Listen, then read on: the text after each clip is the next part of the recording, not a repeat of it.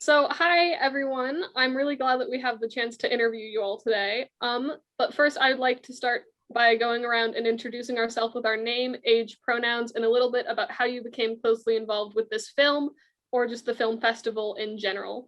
I'll start. Hi, my name is Phoebe. I'm 16 and I use she, her, hers pronouns, and I got involved with the film festival in 8th grade when I was when I joined yearbook with these three, and we made a film in 8th grade. It was called Gen End. It was pretty cool. I will go next. My name is Louis Gray Eibner. I am 16 years old. My pronouns are he, him, his, and I got involved with Teen Press after 2 years in yearbook with Mr. Stroud and helped with the Gen End film in 8th grade. Hi, my name is Knouse. I use he, they pronouns. I'm 16 years old, and I also got involved in Teen Press around that time and during Gen End. Hello, everyone. My name is Denilson Garibo. I am 18 years old. My pronouns are he, him, his. The question is how I got involved in film was basically through organizing, as my work as an organizer, advocating for Oakland youth in my position as former student director. So yeah, that was like around senior year. Hello everyone, my name is Jessica Ramos. I am 18, current senior, and then the question is how I got involved. I was an organizer as well, and very involved with All City Council. Hello everyone, my name is Dwayne Davis, he, him, his pronouns. I got involved in the homeroom film because I was also a student organizer along with Jeske and Denilson in my senior year of high school. I guess that leaves it to me. I'm Pete Nix, 52 years old, he, him. I have from Boston, Massachusetts, grew up outside of Boston, spent some time in DC, went to Howard University, where I studied English literature and journalism. And then I made my way to Berkeley, where I went through the documentary film program there. Question is for Peter. So much ended up happening this year, what with COVID, the Black Lives Matter movement, and the defund the police movements. When you started this film, what did you think it was going to be about? Well, with documentary, part of the beauty of documentary is the discovery. So you rarely sort of end where you begin, and you want to try to, as a filmmaker, allow the film to reveal itself and try to follow the journey of what the film wants to be. After COVID hit and the school, the kids, the teachers, the country was trying to find their way out of that. We noticed that, Denilson and Jeske and Dwayne and their cohort had been working on, these initiatives from the beginning. And that was going to be, that arc or that narrative emerged. We found scenes that we shot very early on of them talking about the need to address police officers in school and the need to bring young people's vote to the forefront. And so we knew that was going to be the arc of the movie, and that the emotional thread was this notion of losing so much, like what they're talking about, like losing your prom, losing all these things you've been dreaming about maybe since you're in elementary school, but nevertheless finding your voice and rising out of that would be the thrust of the story. This question is also for Peter. What was it like to have experienced these huge global events through the perspective of high schoolers? It was the awakening or the uprising was not surprising for me, because Oakland is a city that's got a very engaged community activism identity. What really surprised me was how far ahead these kids were of the adults that often are struggling to understand their language, so to speak. And I think what was remarkable to us and to me as a director was recognizing that the relationship between education and young people, the relationship between education, the relationship between young people and teachers and parents has really changed significantly, because young people now are learning, developing insights, communicating in spaces, a lot of times on social media, in the absence of adults.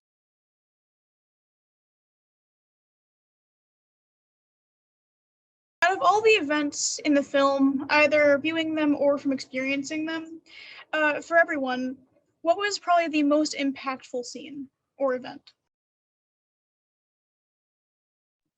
Without a doubt, for me, it would most definitely be the protest that Jessica and Dwayne organized. It's so powerful.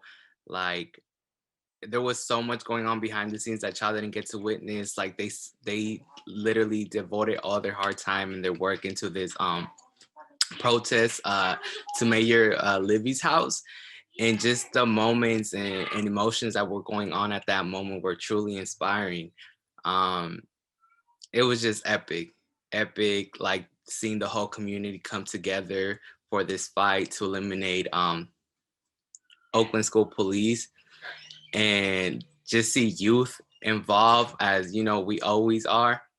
It was just awesome. I would totally go back to that moment and relive it again.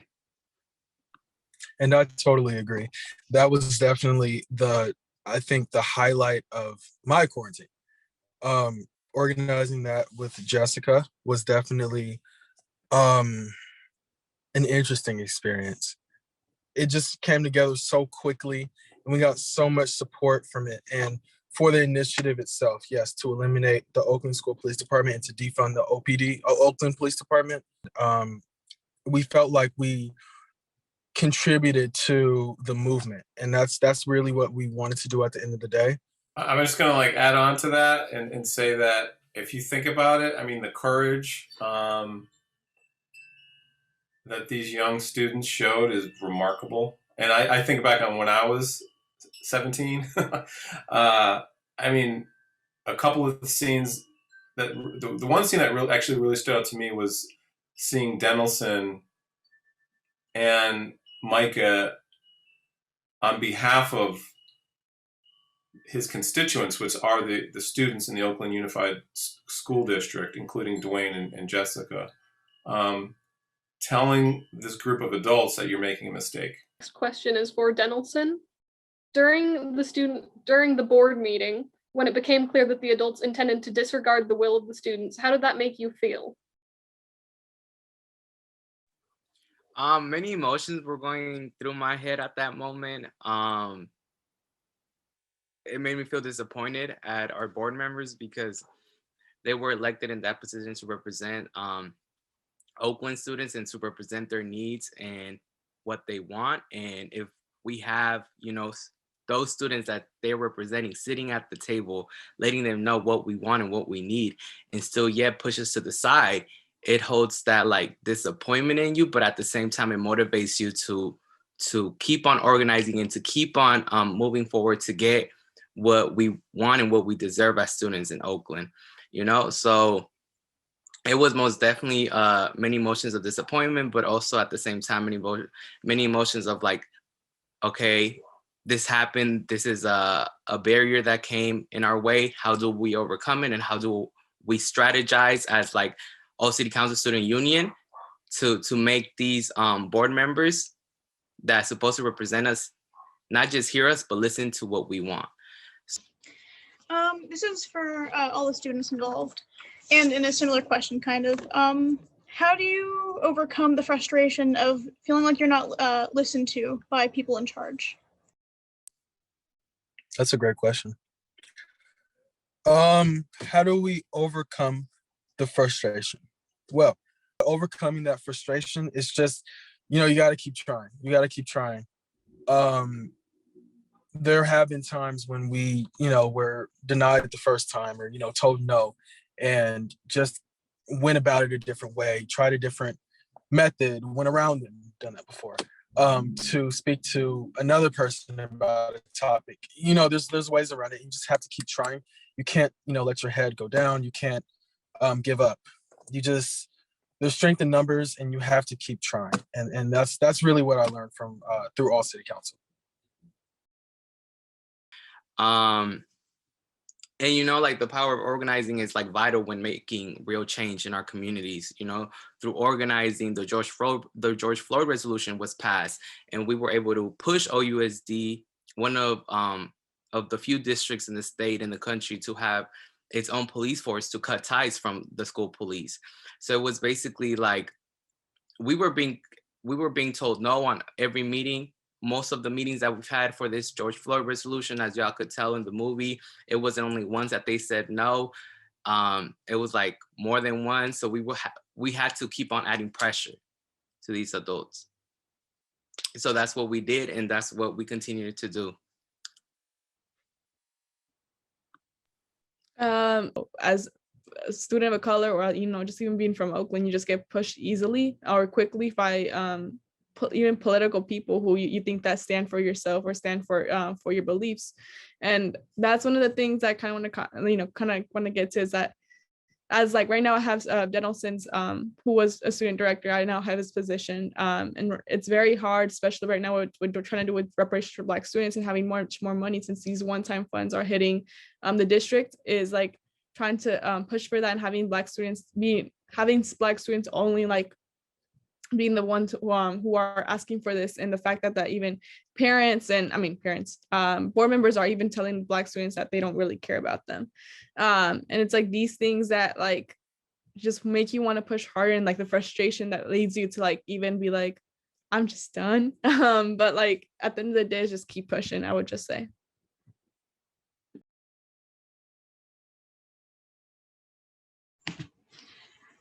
So community seems to be a really important thing for all of you guys. That's kind of something that I've seen pop up a lot for you in most of these questions. So I wanted to ask what it was like growing up in Oakland and what the community is like there. Being in Oakland, for sure. I'm sure Denilson and Jeske, who have grown up in Oakland, can tell you more about it. But I've been living in Oakland now for 6 years. And I lived here my first few years of my life. And all of my family's here. Even though I didn't live here, I was here like probably 3 times a week, all the time, visiting family, visiting friends. It's definitely like a community, and like we bring up community a lot because it's kind of like something that we take pride in. We take pride in community. We build community. And Oakland has so much culture. Oakland is known for its culture. It has so much culture that we try to preserve, and we try to acknowledge, and we try to, it's just intriguing. That's why I love Oakland. That's why I don't ever plan on leaving. And that's why I'm glad to be from Oakland. And I can't wait to hear what Denilson and Jeske are going to say. Go ahead.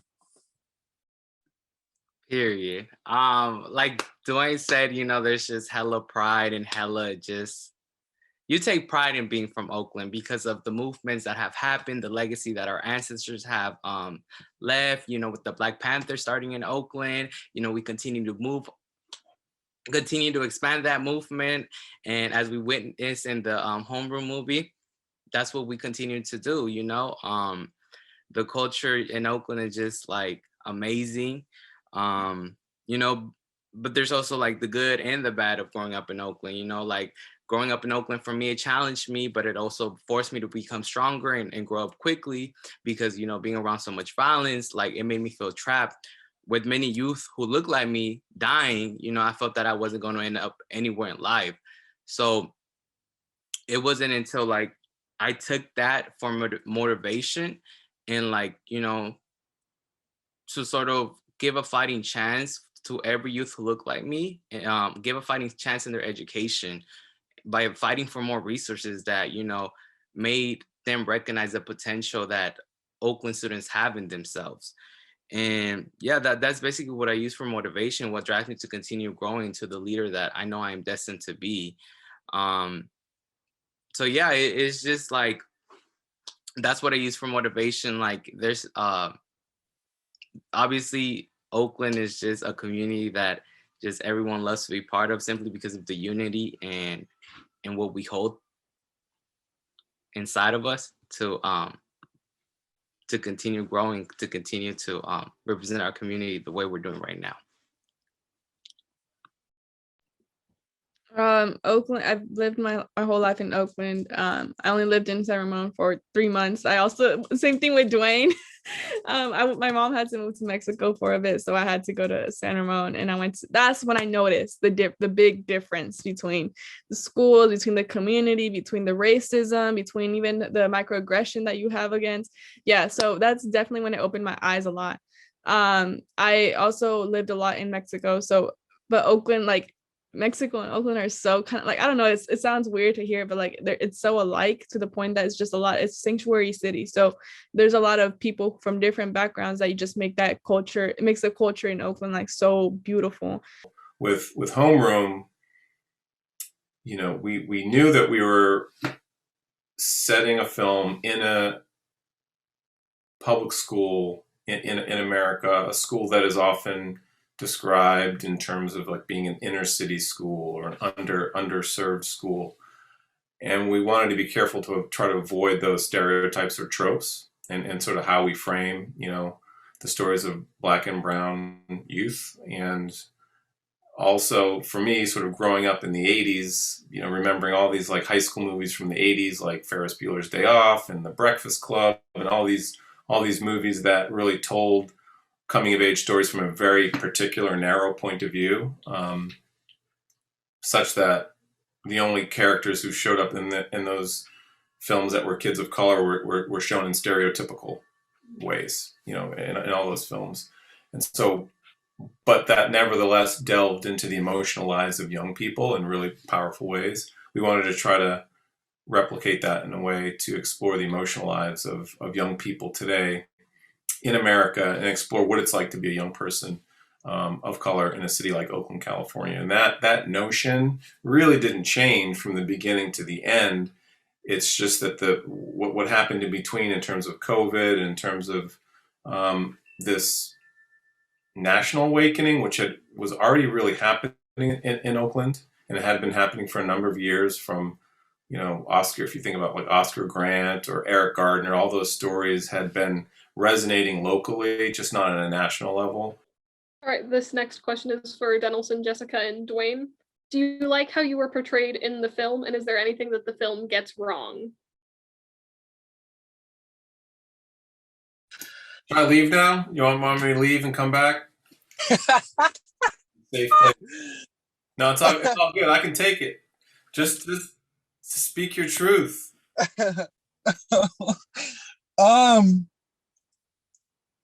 Wow.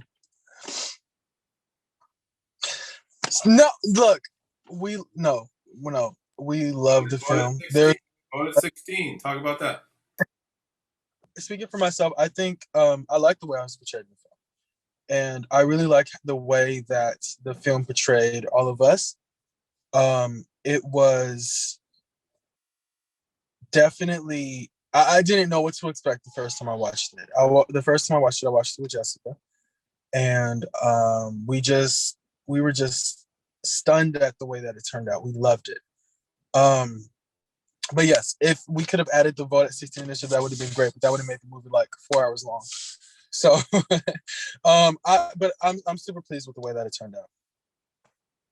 I liked how I was portrayed. I was barely in the film until the protest, but definitely I did love seeing how Denilson was portrayed, because he's an amazing friend and also an amazing guy that has a lot of potential. And I think this movie was just to show, like, you know, what it's like a guy, like, you know, like what Denilson, like, you know, a student who immigrated from, you know, from Mexico to be able to come here and be able to live his life and be able to show what, you know, he has all, like, I'm just trying to like make it into like a better way, that has so much potential to do all this organizing work in Oakland and be able to call it his home and all of that.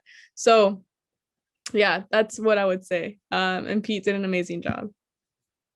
No, most definitely. Pete did such an amazing job with just holding that connection with us, and just everything, like the footages holds a good representation of what Oakland youth are all about, like the resilience we carry and everything we use to keep on pushing, you know, living in an under-resourced community. But overall, I feel really blessed to be part of this amazing, powerful film. Okay, I have another question for Denilson, Jeske, and Dwayne. What was the moment in your life when you realized the police in your community were treating you like an outsider? For me, I feel like all my life in Oakland, ever since I arrived here from Mexico at the age of 5, my dad would always warn me, like, you know, don't get in trouble, don't get in this because you are not from here. Like, you will get deported. There are so many risks if the police stops you.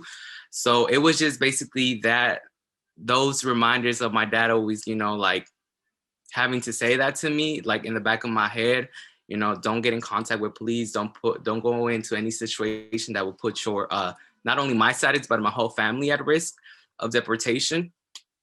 It wasn't until I believe freshman year where it was like my last period and I was going outside. I was gonna go eat at Lakeshore, and I had on my black hoodie, I had on my backpack, ready to leave, and then this school police stops me and just starts like to interrogate me and ask me all these questions, like if I go to the school, like treating me like an outsider. And that is the moment that I realized, like, wow, this isn't how me or any student should feel, especially outside of school, like literally outside the black gate from school. Like, it should be a safe space for all students. So that's when I sort of took into consideration, like, what can I do to fight this systemic oppression that many students experience, and took that into, like, that's what sort of also motivated me to go into All City Council Student Union. I got connected with the student director at the time, which was Yota, and we started talking about it, like, how can we do this? And yeah, that was most definitely the experience that shaped me to continue to fight for it, instead of just, like, you know, avoiding it. Like, how can I fight for it?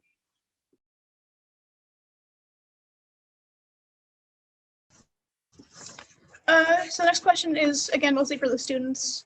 As a group with firsthand experience of instigating police reform, what are your hopes for the future and what does that look like?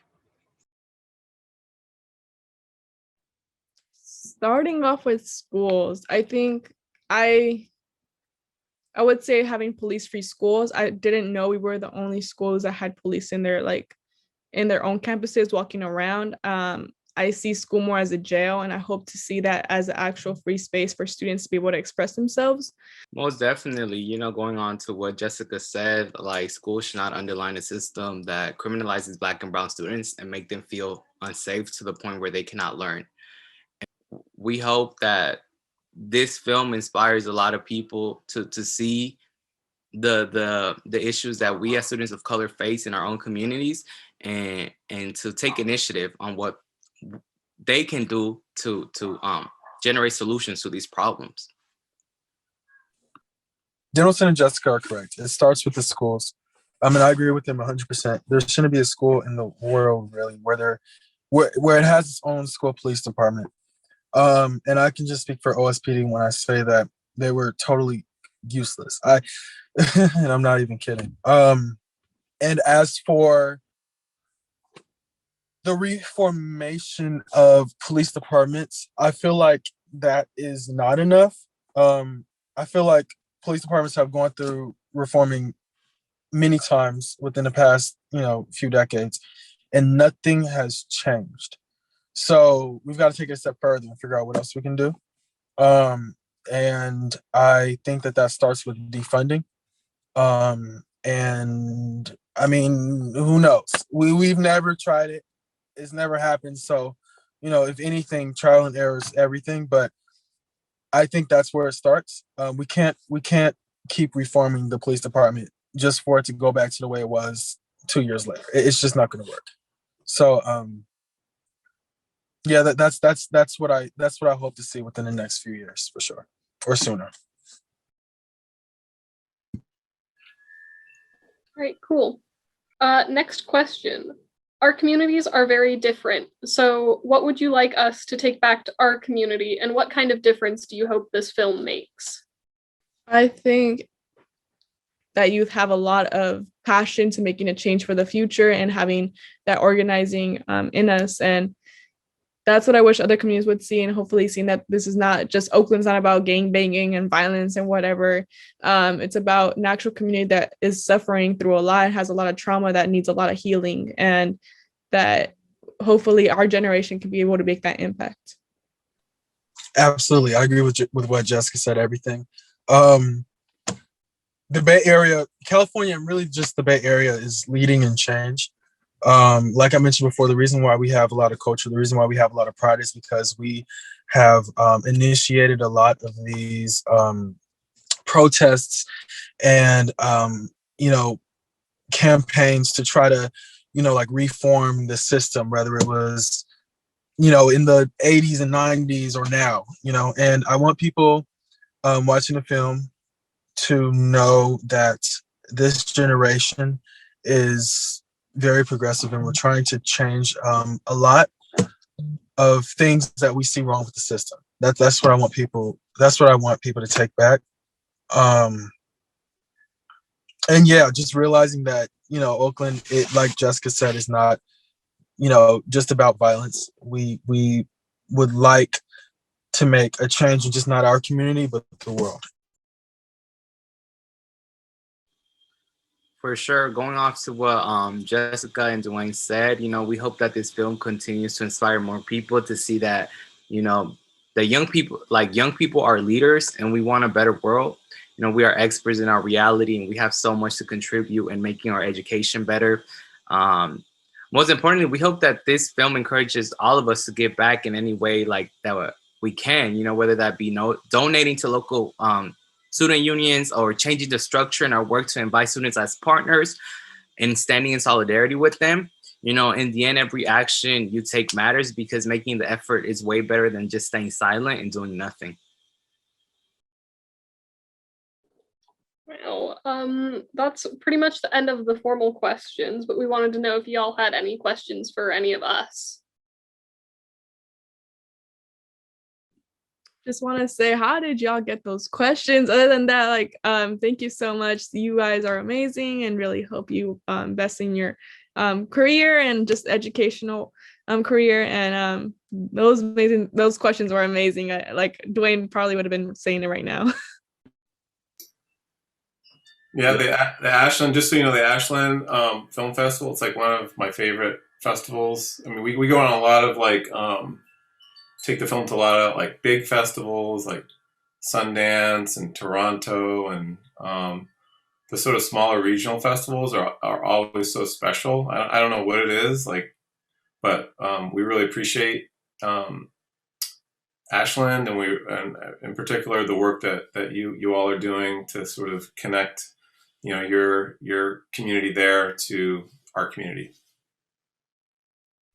No, most definitely. Thank y'all so much. We could totally see that those questions were made by youth for the youth, because y'all have me stuttering. No, but thank you so much for that. I really feel blessed for being part of y'all panel. And thank you, Pete, for giving us, Oakland Youth, such a big opportunity for the film. Really appreciate it. Thank you. Thank you. We all appreciate you guys being here too. Yes, thank you for taking the time out of your day to talk to us and for answering our questions so honestly and so well.